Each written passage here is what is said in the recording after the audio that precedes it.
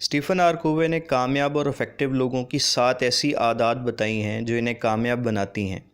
इनमें सबसे पहली आदत है प्रोएक्टिव होना, जिसका मतलब ये है कि बजाय इसके कि आप हालात के मुताबिक चलें, ऐसे हालात पैदा करें जो आपकी मर्ज़ी के मुताबिक हों।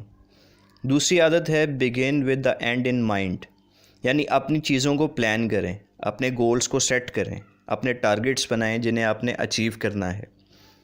तीसरी आदत है पुट फर्स्ट थिंग फर्स्ट, यानी अपने टाइम को अफेक्टिवली मैनेज करें, अपने कामों की प्रायोरिटी सेट करें और ज़रूरी और अहम काम पहले करें।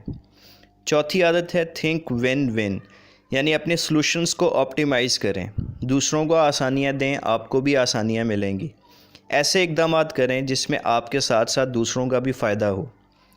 पाँचवीं आदत है seek first to understand then understood, यानी अगर आप चाहते हैं कि लोग आपकी बात को समझें तो पहले दूसरों की बात को समझने की कोशिश करें।